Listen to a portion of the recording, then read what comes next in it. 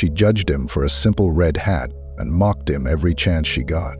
But when life knocked her down, he was the only one who reached out to help. What happened next will change everything you believe about kindness and second chances. The gym was alive with its familiar rhythm, weights clinking against the racks, the hum of treadmills whirring, and occasional bursts of laughter between workout partners. Through the large glass windows of Iron Edge Fitness, streaks of rain rolled down like tiny rivers, blurring the gray, overcast sky. Inside, the fluorescent lights hummed, casting their artificial glow over the neatly organized equipment and rows of benches. It was late afternoon when Daniel Harris stepped through the glass doors of the gym. He was in his mid-30s, tall and lean, with a quiet, unassuming demeanor. What drew attention, however, was the bright red MAGA hat perched firmly on his head. The words, "Make America Great Again," stood out boldly against the fabric, defying anyone to misread them.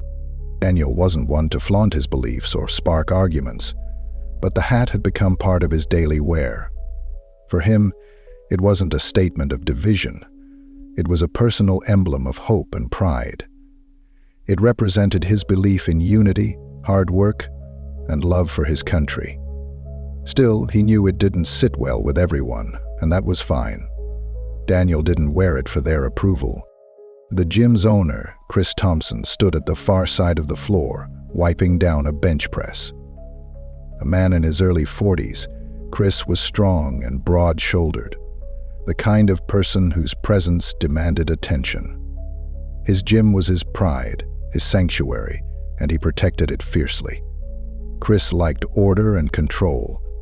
What he didn't like were disruptions.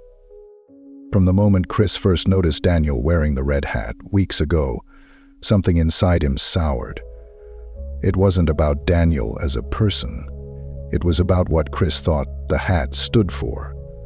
Over time, his irritation turned into full-blown resentment.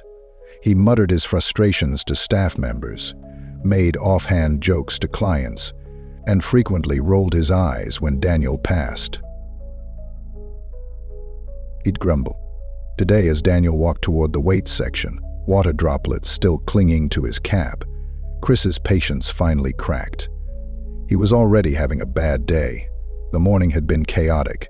A couple of gym members had complained about broken equipment, and now, the sight of Daniel's hat felt like the last straw. He slammed the bench's cleaning cloth down, muttering under his breath. Enough of this.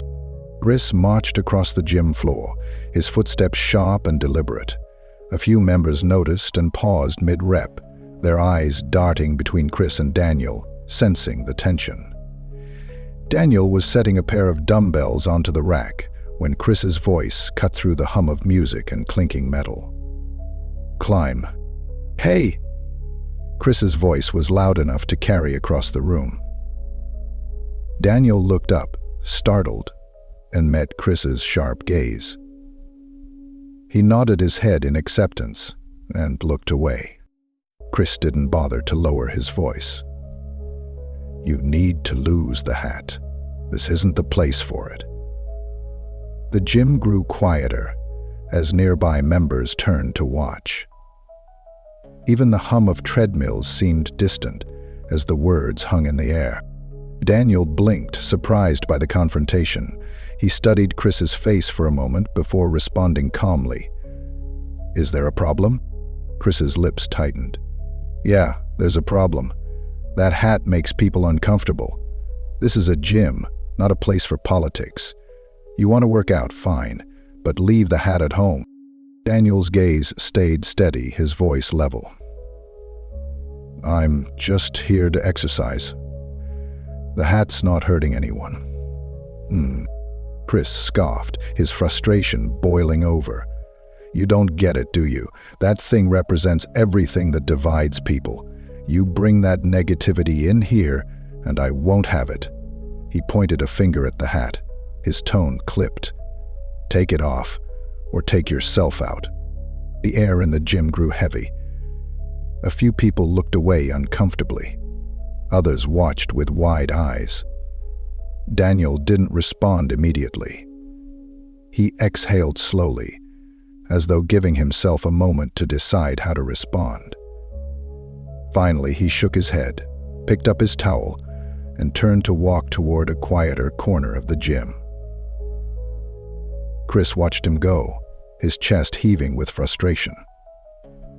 His gaze flicked to the others in the gym, their stares making him shift uncomfortably. Muttering to himself, he turned back toward the reception desk. The moment had ended, or so he thought, but just as Chris spun around, his foot caught the edge of a loose gym mat, a small, curled corner he hadn't noticed. His momentum sent him stumbling forward. He tried to catch himself, but it was too late. With a loud thud, Chris hit the ground hard, landing awkwardly on his ankle. The entire gym froze. The only sound was Chris's pained groan as he clutched his ankle, wincing. A few gym members gasped quietly, unsure whether to move or stay put. It was Daniel who reacted first. Without hesitation, he dropped his towel and rushed toward Chris, kneeling down beside him. "Hey, are you okay?" he asked, his voice calm but concerned. Chris grimaced, trying to sit up. "I'm fine," he grunted, though his face said otherwise. He winced as he shifted his weight, his ankle already starting to swell. "You twisted it," Daniel said, assessing the injury. "Don't move. Let me help." He extended a hand, his tone leaving no room for argument. Chris stared at Daniel's outstretched hand for a moment, his pride warring with his pain. Around them, the gym had gone still. People watched silently, waiting to see what would happen. Reluctantly, Chris took Daniel's hand, and Daniel helped him sit up carefully. "Let me grab some ice," Daniel said, getting up before Chris could object. Minutes later, Daniel returned with an ice pack and crouched beside Chris again. "Hold this against it. It'll help with the swelling," he said. Chris muttered a quiet, "Thanks," avoiding eye contact. As Daniel helped Chris adjust the ice pack, Chris finally broke the silence. "Why are you helping me? After everything I just said to you?" Chris replied. "You're doing as much work as I am." "Oh." Daniel's expression was steady. "Because you needed help. That's all there is to it." Chris looked at him, his anger dissipating into something closer to disbelief. "Even after," he began, but Daniel interrupted gently. "Sometimes it's not about what's said, it's about what's done. I don't hold grudges, Chris." End of Chris stared at him, speechless. For months, he had let his assumptions define Daniel. He had built a story in his mind, letting a hat become a symbol of division. But now, kneeling in front of him, helping without hesitation, was the very man he had ridiculed. It wasn't the hat that mattered. It was the character of the person wearing it. Over the next few days, Chris found himself reflecting deeply on the incident. Every time he caught sight of Daniel in the gym, quietly working out, his chest tightened with guilt. The man he had judged so harshly had turned out to be the bigger person, and Chris couldn't ignore it. Finally, one morning, Chris limped over to Daniel, who was wiping down a bench press. "Hey," Chris said, his tone softer than usual. Daniel looked up, his expression neutral but polite. Chris scratched the back of his head awkwardly. "Listen, I owe you an apology.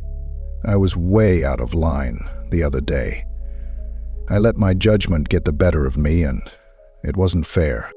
Daniel studied Chris for a moment, then smiled faintly.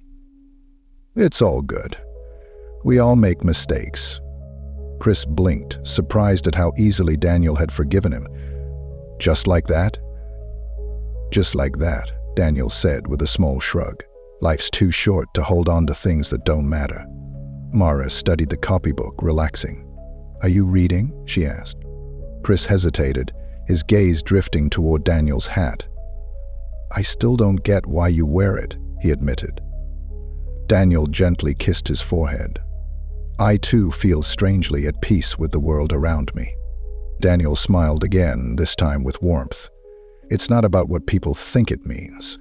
For me, it's a reminder of hope, of opportunity, of what we can achieve together if we stop focusing on what divides us." Chris nodded slowly, his perspective shifting. "I don't like the hat, but I think I misjudged you."